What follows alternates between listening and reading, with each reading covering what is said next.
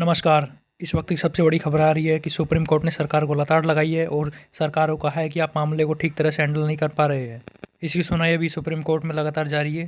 किसान आंदोलन का 47वां दिन है। नए कृषि कानून रद्द करने समेत किसान आंदोलन से जुड़े मुद्दों पर सुप्रीम कोर्ट में सुनवाई जारी है। सरकार के रवैये को लेकर कोर्ट का कड़ा रुख है। चीफ जस्टिस एस बोबड़े ने किसानों से कहा कि इस मामले को आप सही तरीके से हैंडल नहीं कर पाए हैं, हमें कुछ एक्शन लेना पड़ेगा। कोर्ट ने किसानों से कहा कि हम कृषि कानून लागू नहीं होने देंगे, आप आंदोलन जारी रख सकते हैं, लेकिन सवाल यह है कि क्या प्रदर्शन नहीं चलेगा, वही चलेगा जहां अभी हो रहा है।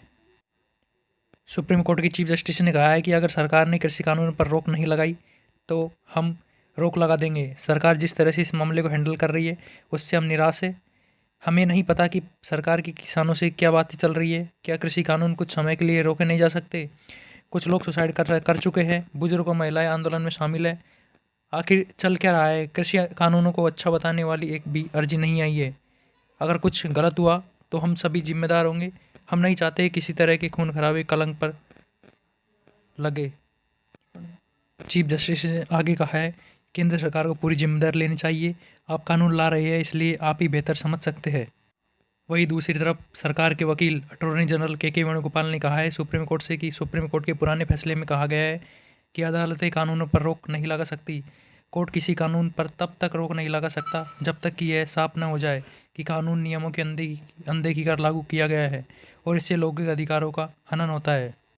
अटॉर्नी जनरल के वेणुगोपाल ने आगे कहा है, हरियाणा के मुख्यमंत्री के साथ जो हुआ वह नहीं होना चाहिए था। किसान 26 जनवरी को राष्ट्रीय महत्व के दिन को बर्बाद करने के लिए राजपथ पर ट्रैक्टर मार्च निकालने की योजना बना रहे हैं।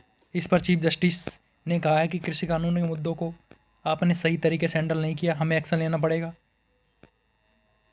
इस पर किसानों की तरफ से आए वकील दुष्यंत देव ने कहा है कि किसानों को रामलीला मैदान जाने की इजाज़त मिलनी चाहिए थी।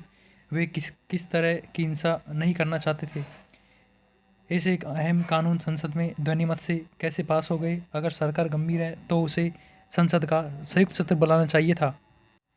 इसी बीच एक याचिकाकर्ता के वकील हरीश साल्वे ने कहा है कि आंदोलन में कुछ ऐसे लोग शामिल हैं जिन्हें बाहर किया जाना चाहिए।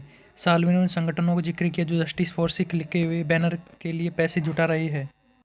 आपको बता दें, सुप्रीम कोर्ट ने अपनी पिछली सुनवाई में कहा था 16 दिसंबर को कहा था कि किसानों के मुद्दे हल नहीं हुए तो यह राष्ट्रीय मुद्दा बनेगा। इसके बाद 6 जनवरी को इसमें कहा गया सुप्रीम कोर्ट द्वारा कि स्थिति में कोई सुधार नहीं, किसानों की हालत समझे। और फिर 7 जनवरी को अगले दिन कहा था कि तबलीगी जमात मामले में सुनवाई के दौरान कोर्ट ने चिंता जताई, कहा किसान आंदोलन चलते ही कहीं मरकज जैसे हालत न बन जाए।